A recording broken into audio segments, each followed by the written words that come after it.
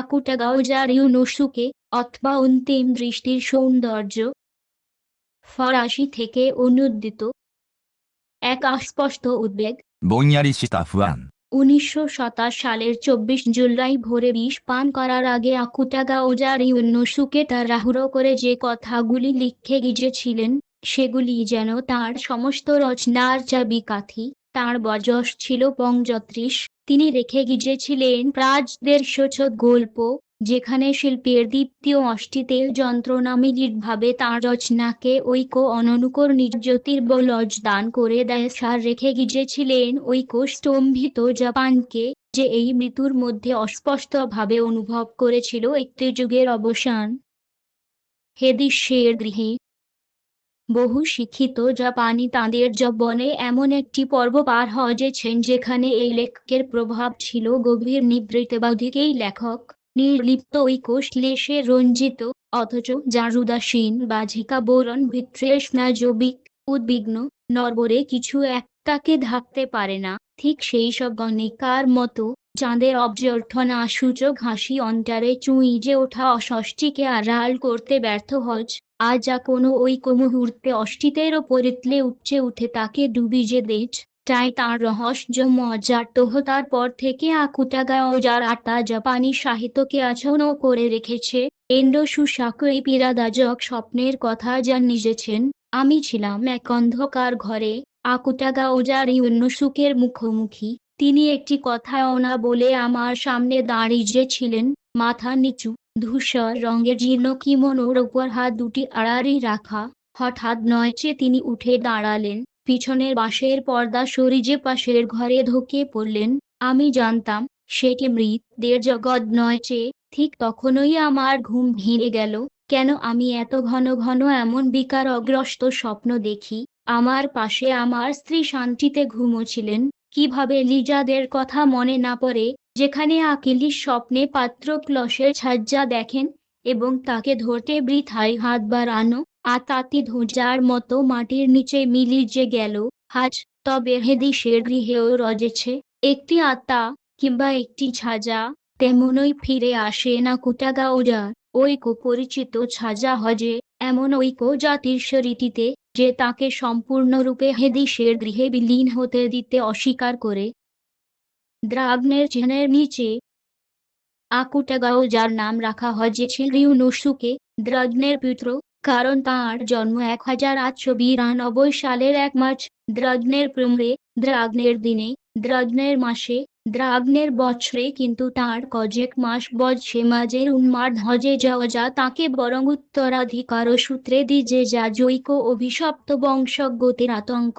শিশুটিকে আশ্রয় দেজ মাতৃকুল শগুনতন্ত্রের সেবকদের এক প্রাচীন বংশ, যারা তাকে পুষ্ট করে চীনা ও জাপানি ধ্রুপদী সাহিত্যে এই ঐতিহ্যবাহী প্রাচ্যের সঙ্গে সমকালীন পাশ্চাত্যের সংঘর্ষ মেরমে আন্নাতোল ভ্রংশ প্রভৃতি তাকে করে তোলে ঐক্য ছিন্ন ভিন্ন বিভক্ত টানাপোড়েনে বিদীর্ণ মানুষ, ঐক্য দ্বিধা বিভক্ত অশ্ববিরোধী মানুষ।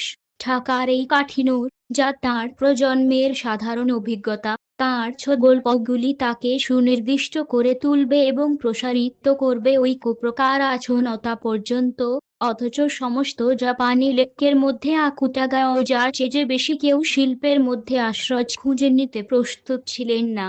তিনি নিজেকে বর্ণনা করতেন ঐক্যপাত হিসেবে, বীজের দোকানের মেঝের ওপর বসা, সেখান থেকে তাকগুলির মাঝে ব্যস্ত বিক্রেতা ও ক্রেতাদের ক্ষুদ্রতাকে অবজ্ঞাভরে দেখছেন। মানুষের জীবন বদলে যারের একটি পংক্তির সমানও নয়, 人生は一行のボードレールにもしかない。 বলতেন তিনি। পুতুল নাচের কারিগরে ঝলমলে খেলা। 24 বছর বয়সেই আকুটাগাও যা নিজেকে প্রতিষ্ঠিত করেছিলেন সংক্ষিপ্ত আখ্যানের রাজপুত্র হিসেবে, নাদ নয় চেষমেশ সেকি প্রিচতম শিশু, এমনকি তাকে গুরু জামাতা হিসেবেও ভাবা হয়েছিল। তার তথাকথিত ঐতিহাসিক গল্পগুলি রাসমন ঝোপের ভিতরে, 藪の中。 প্রভৃতি দেশ, যেখানে তিনি ঐক্য দৃঢ়ভাবে আধুনিক বিষণ্ণতাকে মিশিয়ে দেন প্রাচীন জাপানের সেই সব কানার স্বর, সেই সব হাসির স্বরের সঙ্গে।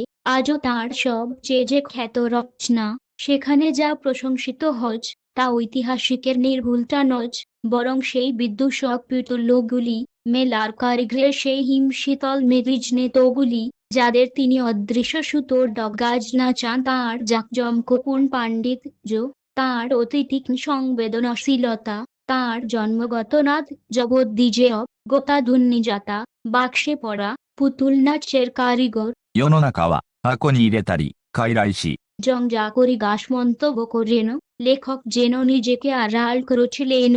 তিনি কি তাঁর গল্প সংকলনগুলির নাম জেননি পুতুল নাচের কারিগর 傀儡し、 এবং ছাজার আবর্ত, 影灯籠、 অথচ পাত প্রতিটি পংক্তিতে তাঁর উপস্থিতি তের পেট। এই ছাজা নাজ্য চর্মে পছাজ নরকচিত্রে, 地獄編、 যেখানে চিত্রকরিজ সিংহীরে তাঁর ফ্রেস্কো সম্পূর্ণ করার জন্য নিজের চোখের সামনে নিজের কোনাকে জীবন্ত পুড়তে দেখেন, তারপর গলাজ দড়ি দেন, কারণ সিদ্ধ শিল্প সেই অগ্নিশিখার মতো যা জীবন্ত খাদ দাবি করে, আর আকুটাগাও যা মর্যাদার প্রশ্ন করে তুলবেন তা স্বেচ্ছা বলি হজে ওঠাকে শিল্পের শহীদ রূপে। হঠাৎ নয় যে পুতুল নাচের কারিগর স্বয়ং আবির্ভূত হলেন বাস্তব জীবনের দৃশ্যের মাঝখানে, আর প্রাযোশীহীর্য বিদারক রচনাজ তিনি বর্ণনা করলেন সেই সব আচ্ছন্নতা যা ক্রমে ক্রমে তাকে আক্রমণ করেছিল এবং যা তাকে শেষ পর্যন্ত ভাসিয়ে নিজে যাবে 1927 সালে। বিকারগ্রস্ত আচ্ছন্নতা ও বিষণ্ণ আত্মপীড়নের নিচে তাঁর বিচার ও বুদ্ধির ভান লিখিয়ে নেজ তাঁর শেষ শ্রেষ্ঠ রচনাগুলি কাপ্পা, যথা হজে ওঠে বিদ্রূপের অতহাসি, চাকার দাঁটে, 歯車、 মাজা দর্শন, এক নির্বোধের জীবনে あるアホの一生、 উন্মাদনা। আমি তো শেষ পর্যন্ত ঐক্য উন্মাদিনী পুত্র।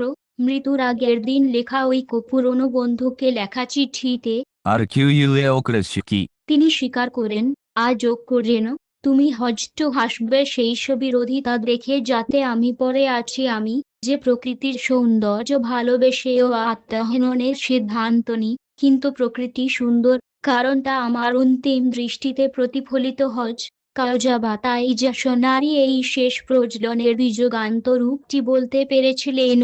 অধিকাংশ সমাজ রুগ্ন দুর্বল, তিনি সম্পূর্ণ নিভে যাও যার আগের মুহূর্তে দাও দাও করে জ্বলে ওঠেন, এভাবেই নিভে গেলেন রাগ্নের পুত্র শিল্পের শহীদ রূপে। বাইবেল খোলা অবস্থাজ ঝড়ে পড়া বৃষ্টির শব্দে সিগানা ওজা তাঁর মৃত্যু সংবাদ শুনে বলেছিলেন প্রশংসনীয় সংযমের এই কথাটিও তিনি অনথা করতে পারতেন না।